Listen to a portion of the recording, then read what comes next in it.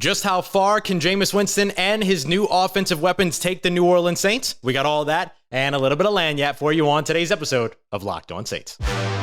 You are Locked On Saints, your daily New Orleans Saints podcast. Part of the Locked On Podcast Network, your team every day.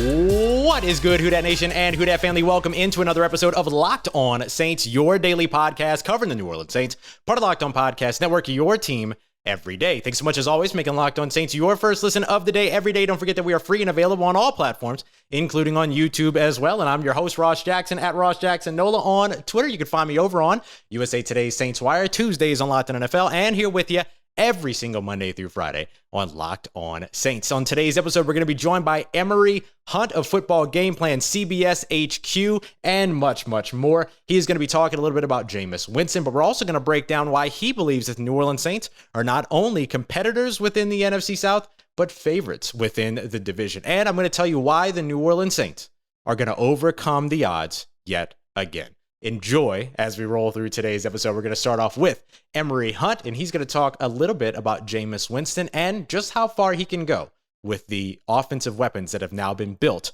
around the quarterback. All right, Emory, thanks so much for taking the time to join the show, homie, for being here on today's episode of Locked On Saints. I want to start off because you've been out there kind of speaking a little bit of positivity around the New Orleans Saints, putting some respect on the name. So I want to start off with the guy that's leading it all, Jameis Winston. So let me ask you this first and foremost. How high can Jameis Winston go with the weapons that the Saints have put around him going into 2022? I mean, it's interesting to see the talk around Jameis Winston as if we hadn't seen him throw a bunch of touchdowns before. We saw him throw 30 touchdowns in Tampa Bay. And if he doesn't get hurt last year, he's probably approaching 40 touchdowns in New Orleans. So that was with that receiving core. If you look at what the receiving core is now, goodness, he could probably approach that 35, 40 number. So I'm expecting that from Jameis Winston because, and like I said last year, and I know people focus on the video that I put out a couple of days ago, a couple of weeks ago, maybe on CBS Sports. But if you go back to last year, I said the same exact thing on CBS Sports. I gave him, I was like, he's a dark horse candidate for MVP. People are sleeping on the Saints and Jameis's fit. We hadn't seen Jameis, without LASIK surgery. Last year, we got to see him without LASIK surgery, and we saw how that ended up and what he was doing. And I feel like this year is going to be a carryover. The guys on the team love Jameis Winston. People you talk to around the league love Jameis Winston. They love the person. They love the football player. I'm expecting 35, 40 touchdowns for Jameis, considering what we saw last year and what we expect with this receiving core that they built around him. Yeah, 14 touchdowns to 3 interceptions last year with basically, let's just call it an unexpected or unpredictable wide receiver core last season. This year, now you're expecting to return Michael Thomas. They've brought in Jarvis Landry via free agency. They drafted Chris Olave. How are you feeling about the weapons and the way that the Saints are building around Jameis? Man, this is probably the best Saints receiving core we've seen in quite some time. When you think about pound for pound, 1, 2, and 3, and even if you want to go in and throw in Deontay Hardy, you saw the connection he had with Jameis last year. Pound for pound, find me a better quartet of Saints receivers that we've seen. You probably got to go back to Joe Horn, Jerome Payton, and those guys. You know? And so I feel like this potential here has has a possession guy. You have your deep threat. You have multiple deep threats. You got great hands across the board.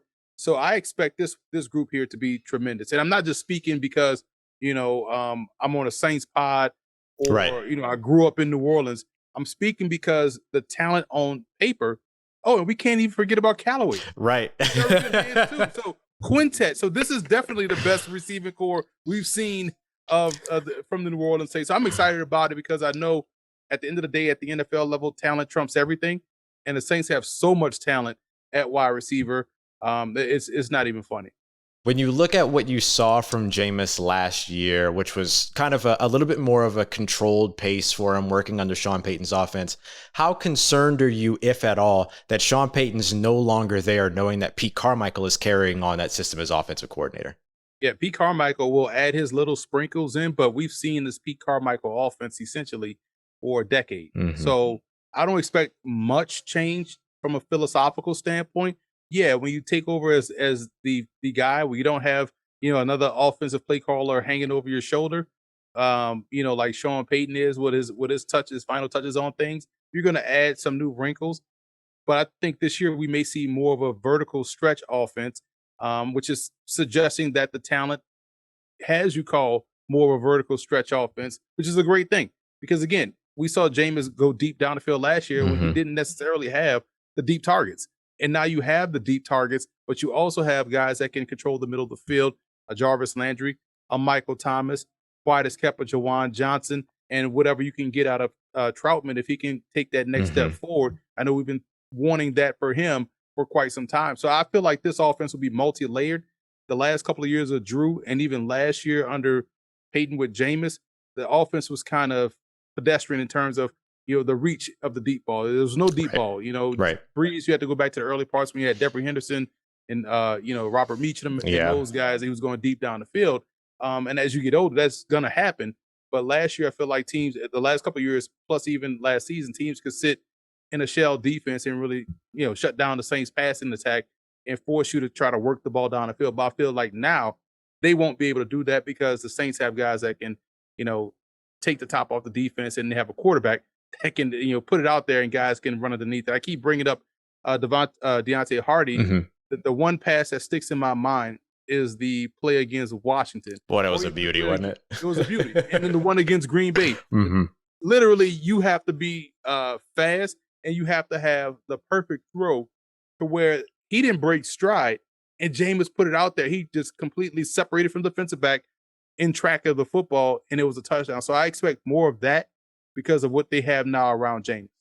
And I think that, when I hear you talk a little bit about like those wide receivers and everything, I think that jumps out to me as maybe the biggest question mark in terms of Jameis's weapons feels like still the tight end position at the moment in terms of skill position players. And we know that in Tampa, he really relied on those tight ends, guys like Cameron Brate, OJ Howard, all that. Let me not say relied, but he had really reliable options to go to there. Does tight end kind of feel like maybe the one place that's a question mark when it comes to those weapons, considering the wide receivers and Alvin Kamara are who they are? Yeah, and it's because we expect to see Adam Troutman. We expected to see Adam Troutman be that guy, because his college tape and what he did at the Senior Bowl suggested like, all right, they got themselves a guy that's a legit weapon at tight end. It harkens back to time when they were having the Jimmy Grahams, right? And those guys that could be a problem, the Jeremy Shockeys, over the middle of the field and create a matchup. But, he was dealing with his inconsistency. So you hope that's behind him and he can build on the immense talent that he has. Otherwise, you do have a backup fail-safe option, I believe, in Jawan Johnson. Gives you a little bit of that big flex tight end type that you could work with, or you have guys that can sort of serve in that role. Your little Jordan Humphreys, your Kirk Merritts that no one's talking about, guys that can play essentially a big slot or that H-back or that big inside receiver if there's no true tight end that can come in and showcase. And you still have your Taysom Hill, although I see him more as a wildcat guy as opposed to a true tight end, because you don't want him to go out there and try to block. And also you have, Vanette, but I feel like he's more of the blocker type as opposed to the guy that you can, count on in the passing game. So they have some key pieces that they can work in, but they also have some, okay, if this is not working, if the Troutman route is not working, we have some other options that we probably can go to in order to try to get success or some type of production out the tight end position. You mentioned Kirk Merritt there for a second. I'm really glad you brought him up because in a second, I'm going to ask you a little bit about kind of the focus of local prospects that have now found their way to this New Orleans Saints roster. But before we get to that, I just want to see if I can get your quick thoughts on one more Jameis Winston question. There's been a lot of talk, maybe not as much as we like to believe, but enough talk in that there is any at all about Baker Mayfield or Jameis Winston. I think we're pretty settled on the idea that Jameis Winston's a better fit for this offense. 2 years, his third year in now, right? Right, because if Baker was an option, he'd already be on the team. And facts. Folks will say, the Saints were entertaining quarterbacks all offseason. No, they entertained Watson, which they should have because Watson is elite. Outside of that, Jameis was the guy. If they wanted to draft one, they would have drafted one. Jameis was the guy all along if they couldn't get Watson, and it worked out perfectly for New Orleans. All right, y'all, more with Emory Hunt on the way. Do the New Orleans Saints have what it takes to be a playoff team in 2022? And are they being slept on in terms of the national focus? Emory tells us why he believes they absolutely are. We got that coming up for you as we continue on with today's episode of Locked On Saints. But first, it's my great pleasure to get to tell you about our friends over at BlueNile.com, the place that you need to go to celebrate all of life's special moments. Whether you're creating a custom engagement ring for the one that you love, or you're just looking for a timeless jewelry piece to celebrate those special moments, you can find all of it at prices that you're not going to find at a traditional jeweler. So whether you're ready to pop the question, and I highly recommend taking a look at the gallery collection for that, or you're celebrating a milestone moment by marking it with jewelry just as unique as the love of your life, then you're going to be able to find it all with the modern conveniences of online shopping at BlueNile.com. And no matter what it is that you're looking for, Blue Nile has jewelry experts on hand 24/7. So make your moment sparkle with jewelry from BlueNile.com, and Locked On Sports listeners are going to get $50 off of purchases of $500 or more. This podcast exclusive does include engagement, so use promo code Locked On. That's code Locked On. Plus, every order is insured, it ships free, and it arrives in discreet packaging so that it doesn't spoil the surprise that's inside. So you can shop stress-free and find your forever piece today at BlueNile.com. And of course, our friends over at Rock Auto have you taken care of for all of those other moments in life where you need to fix up your car, or maybe you're already just rebuilding a classic, stuff like that. I told you the story about my side view mirror that I needed to get replaced.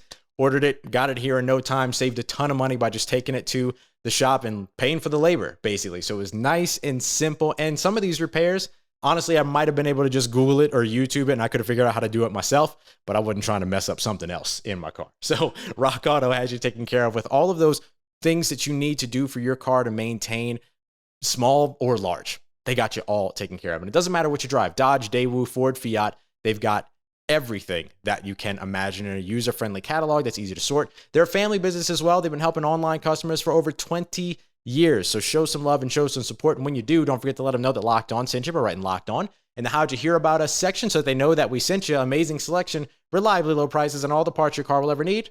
RockAuto.com.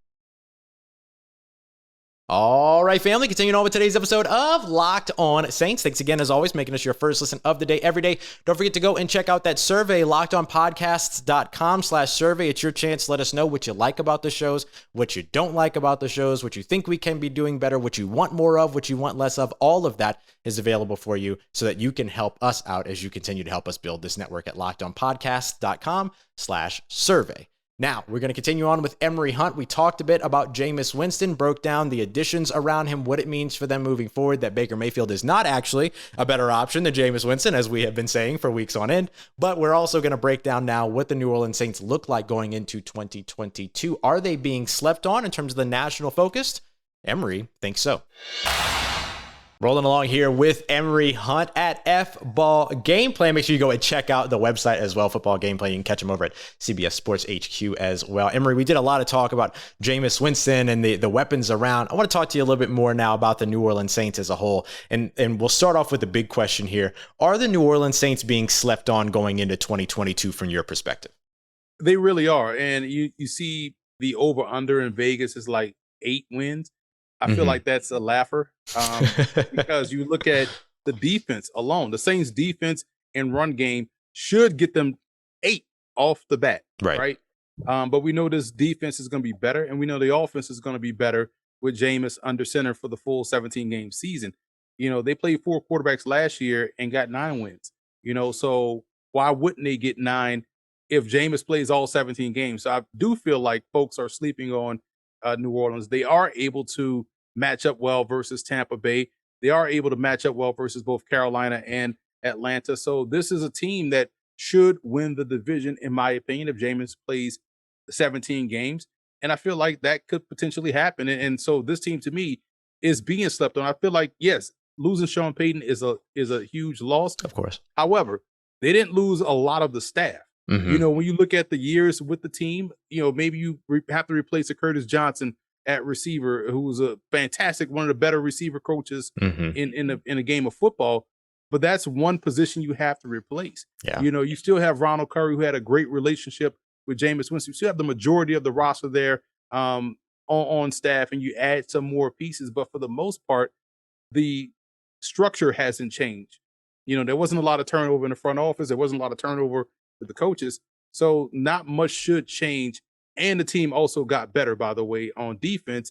And also what we talked about earlier with the receiving core. So yeah, folks are sleeping on New Orleans based off what they can do, moving forward, based off what we saw last year this team do and how depleted they were. Is Ronald Curry somebody that has caught your eye with his trajectory going from working with the wide receivers, quarterback coach, now quarterback coach and passing game coordinator? Does that trajectory feel pretty steep in a good way, right? It feels like he's kind of rising pretty well. Do you feel the same way?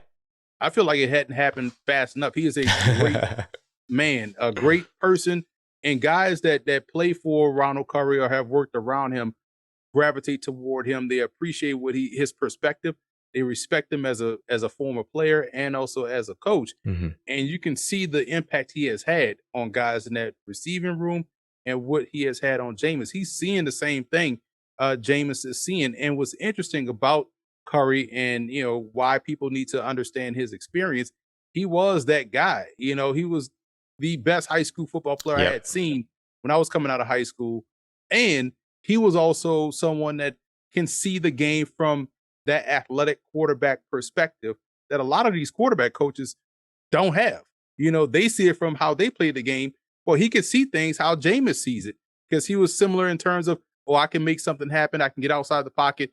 Jameis wasn't as athletic as Ronald Curry was, but having someone in the room that see it the same way you see it and has been in those shoes goes a long way. So him staying along is another reason why I'm so confident in the Saints being able to pick up right where they left off last season. Yeah, he's been a coaching staff member that I've been kind of tracking and watching because I just think his story is outstanding. Him being a kind of star two-sport athlete, playing multiple positions as well. I just think he's a really pretty impeccable fit in terms of what it is that the New Orleans Saints offense likes to do. Going over to the defense, we talked about Jameis. What's the quarterback on that side? The quarterback over on the defensive side feels like that's always going to be Demario Davis while he's still in the black and gold. How important is he to the New Orleans Saints defense?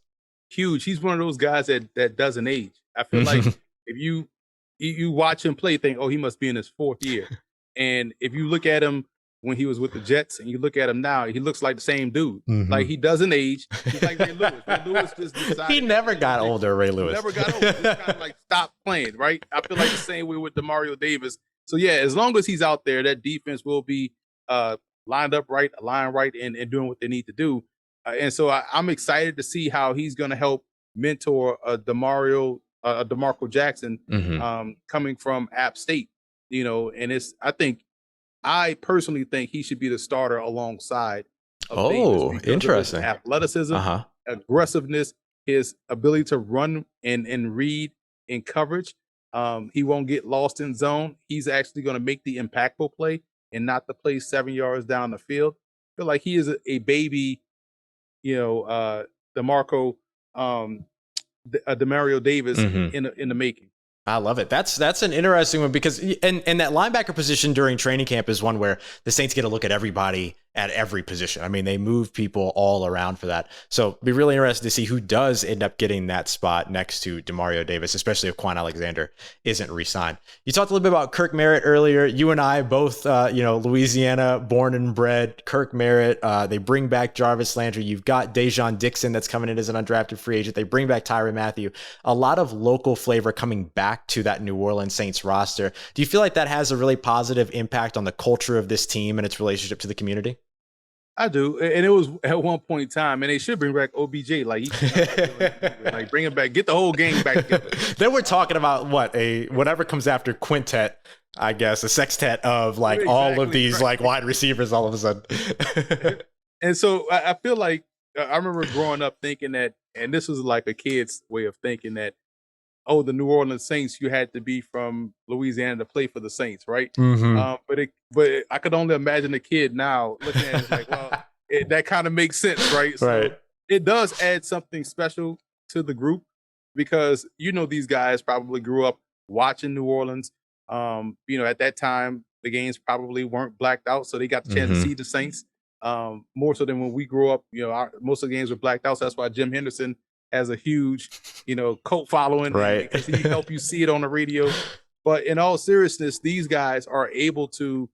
It means something to them, and I feel like that's something that can also help win you at least a game. That's probably worth a game, in the league. Guys that have a little bit more, skins on the wall, so to speak, or a little bit more extra they can dig from to get a win. So I like seeing these guys. It's funny how they kind of all, kind of gravitate at the receiver position. Yeah. Dixon, Merritt, like you mentioned, Landry. So it's interesting to see it play out. Yeah, they even had Jalen McCleskey, JJ's son, on the roster for a little while, that wide receiver as well. Emory, before we get you out of here, just want to get one last thing from you, just kind of it's early, right? We're talking here June 6th, but what's your prediction for this New Orleans Saints team in 2022? I think we see a team win the division and, get into the playoffs. And from there, anything can happen because I feel like the NFC is wide open. AFC is a little bit tougher. I feel like the Saints, if they get into the postseason, have the potential to get to the Super Bowl because they have the quarterback that, can harken back to the days when Drew Brees was able to get the ball deep down the field. The run game is going to be a little bit of a concern because you don't know how many games Alvin Kamara is going to miss, and the backup running back position is not as strong as it may appear on paper. Ingram is up there in age. We know he can, give you something, but he's not the same Ingram. And there's no real question behind. There's no real depth behind. I know people talking about Abram Smith, but unproven is still. He better than Tony Jones or and vice versa, right? So there are some questions there in the backfield. However, at some point, Kamara is going to return. At some point, this team is going to gel. And you hope that happens on the back end rather than the front end, and the team, falls apart late. But I don't see that happening. So I do see them beating Tampa out for the division title and also getting into the playoffs. Division winner isn't often predicted for the New Orleans Saints, but Emory Hunt here pulling no punches at F-Ball Game Plan on Twitter. You can find him over at CBS Sports HQ as well as over at the website Football Game Plan. Emory, we appreciate you coming through, homie. Thanks so much for coming for joining us on today's Locked On Saints. I always appreciate it, man. Thanks for having me. All right, family, one more big thank you to Emory Hunt at F-Ball Game Plan on Twitter. Make sure you throw him a follow. Looking forward to seeing him back on the show here soon. Coming up next, we're going to dive into why the New Orleans Saints should be expected to overcome the odds yet again and how it is that they continue to do this, and the one more remaining addition that can help them make sure that they get it done. We're going to tell you all of that as we break down and continue on with today's episode of Locked On Saints. As always, I want to remind you, too, about our exclusive gambling partners over at Bet Online. Bet Online, where you can get everything that you need. Number one source for all sports wagering information. I threw down a little bet on Al Horford at MVP. It looked really good after game one, not so much after game two. But if you want to make wiser bets than the one that I made, you can go and check out what's all available in terms of MVP odds, game winner odds, game props, series odds, finals odds, all of that you can get in on. And if you don't want to mess around with any of the basketball stuff, there's NFL futures, there's win totals. If you feel really good about the Saints winning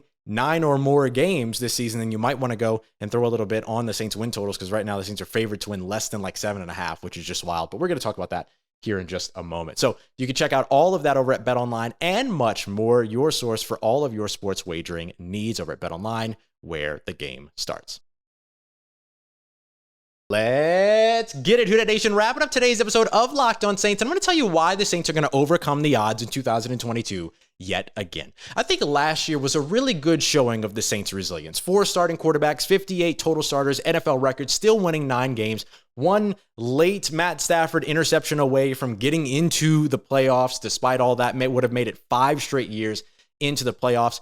And then you can go back to see the resilience of this team all the way back to 2017, where they overcame the odds then, right? They had the 3 straight 7-9 seasons, had the fantastic draft class, and you saw them overcome the odds, win their way to the playoffs there, and then get bounced on some wild, wacky play at the end of the playoffs. The very next year, the whole prove them right sort of mantra was there for the New Orleans Saints. And the only thing that bounced them then was this weird, wacky, no call that I don't really want to think about again, but we have to talk about it in terms of the historical context.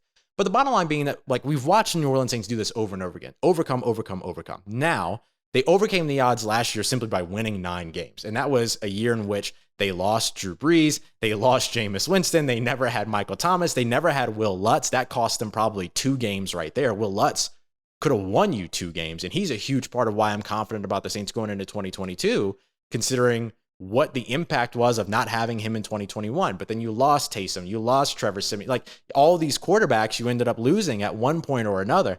And it just puts you in this situation to where you were kind of spiraling, but still achieving. And so now when we look at this New Orleans Saints roster, which has a fantastic defense, we talked to Cynthia Freeland yesterday on the show. And by the way, if you didn't catch that, analytics expert from NFL, phenomenal stuff. She was awesome and just so much fun too. So make sure you go back and check that out.